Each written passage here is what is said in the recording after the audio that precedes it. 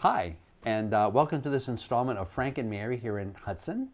For those of you who haven't seen the show, my name is Art Bergeron. I'm an attorney at Myrick O'Connell. I do nothing but elder law. The purpose of these shows is to help you and other seniors here in Hudson understand the people and the programs that you should be knowing about, because they could help you as a citizen, and just like they've helped my friends Frank and Mary. Remember, for those of you who've seen my seminars, the goal of Frank and Mary is to live in their house until they die and be buried in the backyard. So the question is, if you're living in Hudson and that's your goal, how do you do that? So often I am joined by my co-host, Janice Long, who couldn't make it today, but who always plays the role of finding great guests to bring on, and said, oh, I've got a great person you should meet. Her name is Jackie Kapopoulos, who is here. Okay. And thank you very much for coming on. I really appreciate it. And Janice says, you got to meet this person. She's the chairman of the board of the Friends of the Hudson Seniors. And I said, and of course, that's, among other things, the entity that really helps support a lot of the programs at the Senior Center, which is just a really big deal. So I just wanted to start off and ask you about kind of how did you end up here? Are you native? Well, as I told you, no. I married a native, so I'm really, as I mentioned to you, when I'm here, I'm Patty Murphy's husband. I'm like a nobody. But you've been here for quite a few years now. My husband and I moved here 50 years ago. Yeah. And we had 2 homes in Hudson. Yeah. We raised our 5 children here in Hudson. They Yeah. all went to the Hudson schools. Yeah. I worked at the Marlboro Hospital for 30 plus You worked at years. Marlboro Hospital? Yeah, I did as I a used nurse. to be on the board over there. That's Oh. a great place. It's a great hospital. So we could do So, nurse stories here we too. could do nurse. We could do patient We could stories. do We could do a patient lot of story. Yeah, stories.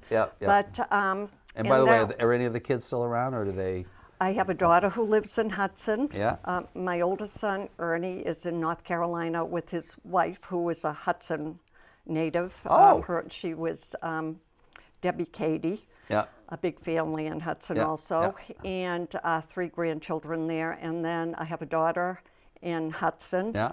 who's married with a daughter. Yeah. I have another daughter who's single in Hudson, a son who's single in Hudson. Oh wow! They didn't And move far. No, they didn't. So. Oh, that's great. So you're not leaving. And a son in Leicester. In Leicester. So we're not leaving. We're not going Right. anywhere. They're We around. sold our home about 13 years ago on Yeah. John Robinson. Yeah. And we moved to the Esplanade, where we hopefully will live happily ever after. And by the way, you were just talking about almost being like an ad for the Esplanade, because you're saying you really like. Absolutely, I love it. I believe it is the perfect place for my husband and I, because it allows us to do some of the other things we wanted to do that we couldn't do when we owned our own home because of maintenance and yard work, things like that. It's not for everyone. Some people love doing that, but my husband's a golfer, and golfers like their golfing time. So. Right, and it's like, why am I wasting my So time for doing us- this lawn? for us I could it be, was I could be perfect- playing golf perfect. right now. Yeah. Okay. Yeah. And the reason why I asked that is, as I was mentioning before the show, I remember when the place was built. I remember hearing, I've spent a lot of time in Hudson. I remember hearing from folks and like, oh, this is going to be, too big. It's going to wreck the downtown. And I really believe that that's one of the reasons why the downtown has become so prosperous, is that it was a lot of people, established, folks who could just walk downtown. Oh, it's wonderful. And for so many of my clients, I always tell people, like my friends Frank and Mary, you can live in your house as long as you're comfortable living in your house, But if you're tired of the snow and you're tired of this other stuff, to be in a building that's elevated, right? So there's no stairs, right? It's wonderful. It is. It's wonderful. It really is. And as I say, it's not for everyone, Right. but it's a perfect setting for us. And it's a setting where I feel like if something happened and I couldn't drive, I can always walk You to can get walk. milk or Right. to get prescriptions. Right. It has the underground parking, so they don't have to worry about the elements. But anyway, this isn't an advertisement for the Esplanade. But I wanted to mention it. But I did want to mention it. Thank you. And you are the chair now of the. Actually, it's not called chairman. I'm Yeah. the president of the president. Hudson, Friends of the Hudson president of the Senior Hudson Center. Seniors. And I can you- have been. This is my 4th year doing that. So you love the job. It must be the pay. It I must do. Be, Oh, it's yeah. Terrific, right? You told me your husband is a permanent, just a My husband inveterate is a volunteer. professional volunteer. My Yeah. husband And volunteers. golf player. And he Right. is on the board of the ARC, the Yeah. Area Alcohol Yeah. Drop-In Center. Yeah. He is on the board at the Esplanade, and he's on a board for a company that he previously worked for. I see. So he's very busy. But you've been really interested in senior issues, which is how you got... Well, in my nursing career, I worked in nursing homes, and then the last 30 years of my career, I worked at the psychiatric unit at Marlborough Hospital. Granger 3. So, actually, Granger 3, yes. So, when I retired, I didn't plan on working part-time anymore, but something came up in the town. They needed a summer nurse, so I worked for part-time in the summer program that they had for the kids. So I did that. And then I didn't want to get into any volunteer work right away. I didn't know what suited me. I started doing a few things at the senior center, like doing an exercise class, which happened maybe 1 or 2 years into my retirement. Yeah.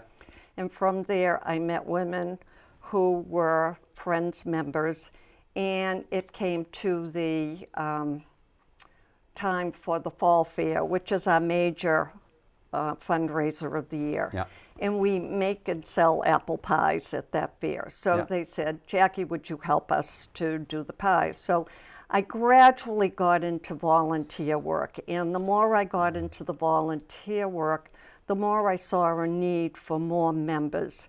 The Friends was incorporated in 1976, so it's been around for a long time. And as we speak, there are over 900 people who pay dues every year to become friends of the Hudson Senior Center. And the point of the Friends is really to provide a source of support of volunteers and of revenue for the senior center. For the senior center. Yeah. So there are we 900 have the members? 900 paid dues every year. But when we have our monthly meeting, anywhere, the most we have attending are 12 people. And I understand, people are afraid to get overly involved, that it's going to be too big a commitment. But really, when you get into it, it isn't. And one of the things that I'm really going to try to tackle this year is how to get more people to become involved with the Friends. I see. That's a great idea. Because they're already paying dues. They're paying dues. Right. So they want to be supporting the senior center organization. It really, being a friend doesn't entail very much at all. As I said, we have our major fundraiser once a year. We are most of the people who are the quilters and the sewers and the people who are with the different groups that we have. They provide the displays, the knitting displays. Yeah. And the other... this is all at the fair. All at the fair. Yeah. The other major event that we have, it's not a fundraiser, is a senior picnic. And we get 200 people at our senior picnic every year. And the Friends provide the money for that senior picnic. I see. And all the Friends volunteer, and we shop for it. And people from various companies come in and do the grilling for us. I see. And where does the senior picnic happen? Well, it has happened at the Elks over the years, but we are now having it over at Marlborough, at the Fish and Game in Marlborough. We changed our venue last year, and it worked out absolutely beautifully. Everybody was very, very happy with it. It's a great location because it's really outdoor. Although it's weather controlled because you got those roofs and stuff, so it's a handy place to have that stuff. So I thought some of the things that we are the fundraising group to provide aid to the senior center or help provide to Janice in the senior center what her funds don't provide. Some of the things that we've done is we've historically bought the buses for the senior center. Yep. Last year, that's a big deal. That's a big deal, a lot of money. Right. Last year, Janice applied for and got a grant from Cummings for $100,000. Yep. So she'll get $50,000 this year, $50,000 next year. With that money, she's going to buy the bus, and anything that's extra, if the bus costs anything over $50,000, we will pay that. I see. I see. The other thing that we do, we buy all the supplies for the. By the way, who's going to drive the bus? They have two paid bus drivers. I see. All right, so those are employees of the town. I see. Yep. And the bus is bought by us, but it's given to the town. I see. All right. Yeah. So that's a big deal. That's a big deal. It's a very big deal because that bus provides transportation. It takes people to doctor's office visits. It takes them to grocery shopping. It goes to the Esplanade and other senior residents in the town and to people's homes, picks them up and brings them to the center, to the doctor's office or to shopping, wherever they need to go. And that's a huge big deal. Once again, if you're Frank and Mary and you want to stay involved in the community, but you really don't want to be driving all the time, you know. And once again, as I tell clients, you know, the older you get, especially if you have some frailty, it just becomes high risk. That's right. It's high risk. I mean, we had a good friend who, well, she's now at the Highlands in Westboro, but she lived, and she's going to be celebrating her 98th birthday. My wife is organizing the little party next month, right? But she voluntarily, you know, but she lived on Plant Ave, so she lived out in the, you know, where she really needed a car. And once she gave up her car, which she voluntarily gave up because she was just concerned, while she needed the car, she was concerned, her reaction time was getting a little bit slower. She didn't want to hurt anybody by mistake. You know, that's so much of the issue. But you have to have, unless you live at the Esplanade or downtown, you need transportation for some basic stuff, you know, to get to the store, and then just to get out, you know, to have that bus is crucial. It is, and you know, one of the things that the center provides, of course, is the Meals on Wheels. Yeah. You know, so that people who can't get out to shop can at least get one good meal provided per day. And so do they do transportation for that also in order to help people? The senior center has volunteers who transport the food to the different homes and elderly residences. That's great. That's great. So we supply all the coffee, the cups, the things that the seniors who come to the senior center have available to them, you know, on a daily basis. Right. So we provide that.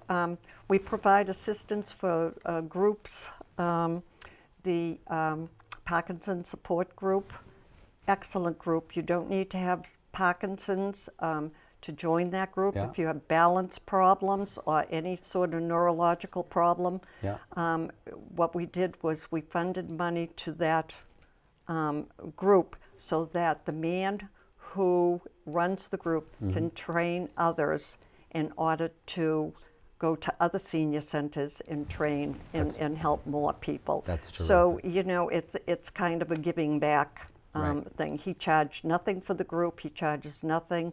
He brings water and a snack. He charges nothing. So we made a donation so that he could continue on with his purpose. And I think that gets really to the essence of the importance of the Friends Group, because you think about fundraising a lot of times just in terms of kind of big things and big programs, but it's that stuff. It often costs so little to have the difference between no program and having a program, whether it's the cups and the coffee and the kind of some very basic stuff. Right. Because the key to the senior center, you got a great senior center, but the point is the programs. It's the program, and it's to provide the socialization. Right. You know, the socialization aspect. That every once that in a while we people have to need. glance so we make sure we don't run overtime. Because that too, once again, if you're Frank and Mary, or if Frank has died and you're just Mary, and you got this wonderful house that you don't want to move from, right? And you lived in this neighborhood for years, but many of your neighbors are now gone, right? The people that most share your memories and are people who are around your age. Right, right. And the place where they are, or can be, if the senior center is at, is the senior center. That's right. That's so right. So you're giving people that ability Right. to do that. You know, people play cards there, they watch movies there, they play Scrabble, they play bingo, there's exercise groups. One point that I want to make today, and again, I'm going to probably try to do a newspaper article, Yeah. brief article, is that there is no age requirement for the senior, for the Friends of the Senior Center. Anybody can be a friend. You know, I think about newly retired people.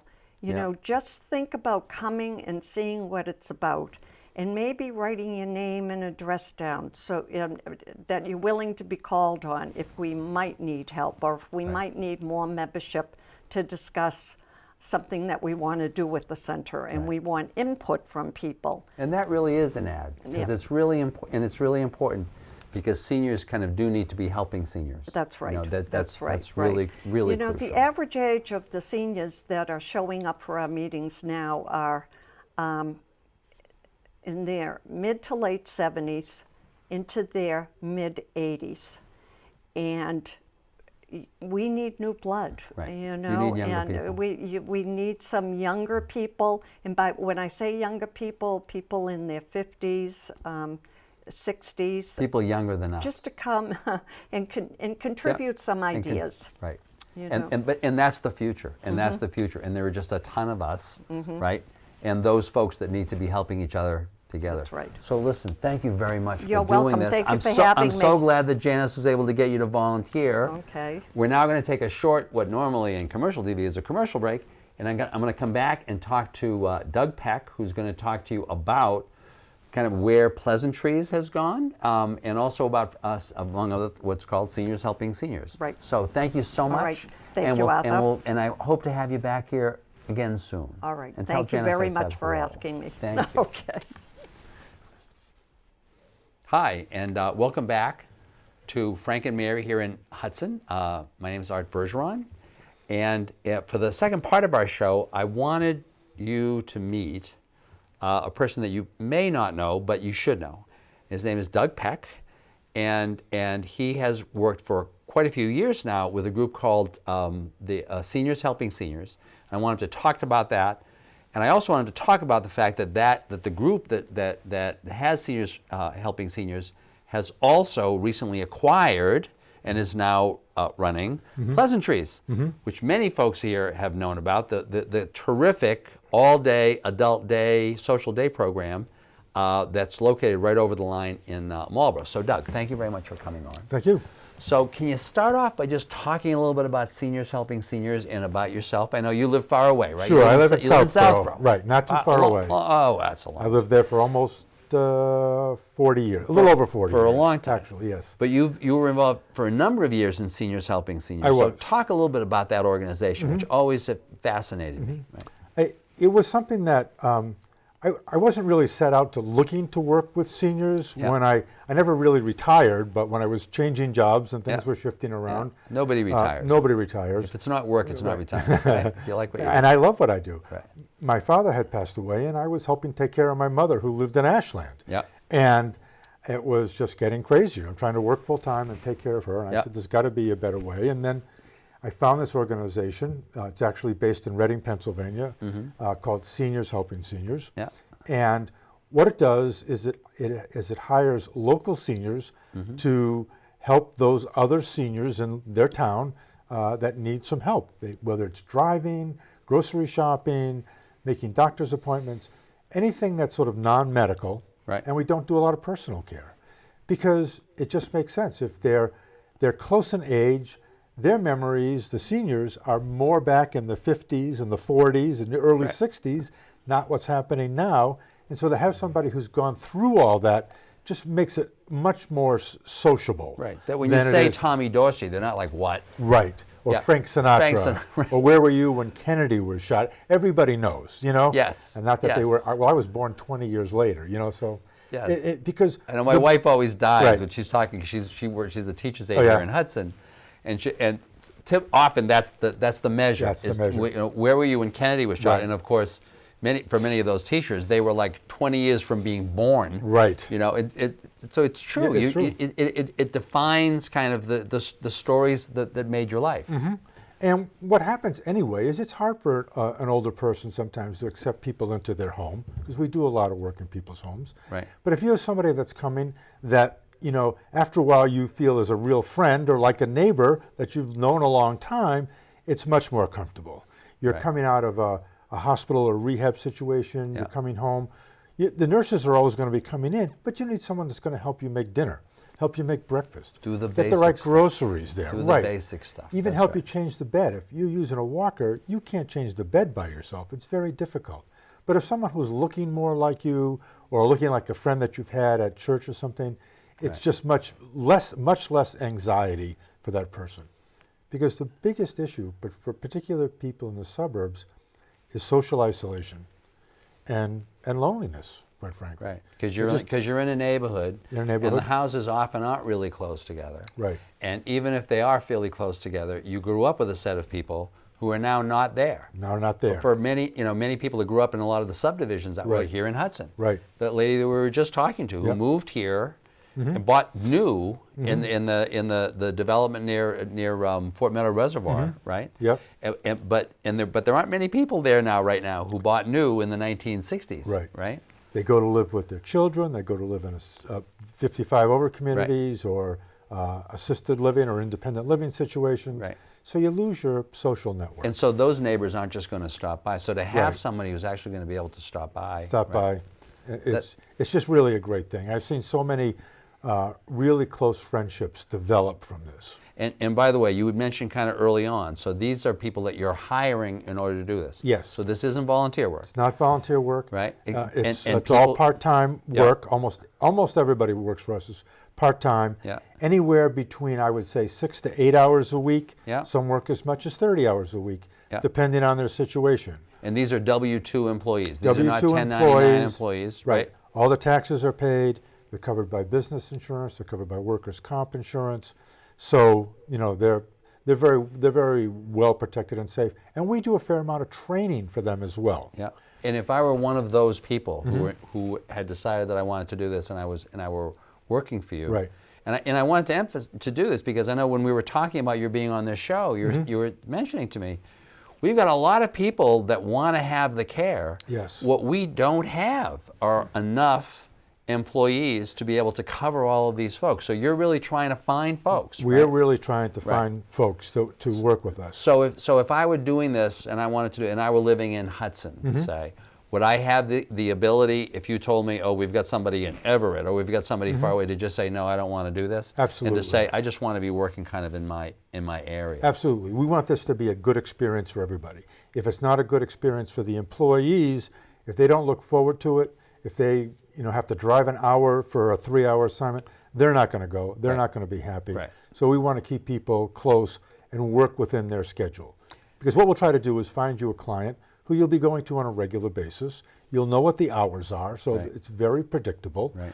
And you'll go and really establish a nice relationship with that person.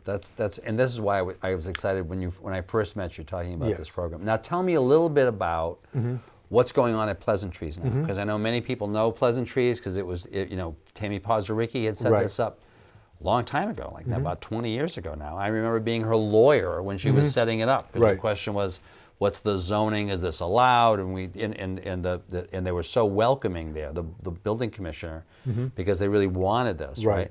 So tell us about what's happening at Pleasantries now, what Pleasantries is about for folks who don't know about it, and kind of how they could know more about it, right? And by the way, one of the things we'll try to do in this is do a banner Okay. for this show, Pleasantries, so yeah. that people, if they want to call either for Seniors Helping Seniors, Seniors or or for Pleasantries, right. that they'll know how to reach you. Right. Okay. So Pleasantries is what we call a social model Yeah. adult day health service. Yeah. And we deal with people in various but early stages of dementia of one form or another. And so they come and spend usually 6 to 8 hours there, at least 2 times a week. So this is really a full day. It's a full day program. You come And folks drop will the show person off. Drop and them about what time? You're we start, I believe, at 8 o'clock. We Yeah. go to about 8 to 4. yeah. And So it's a full day. Full day. One of the things that we're doing is we have a lot of activities there. We have a music therapist that comes in once a month. Yeah.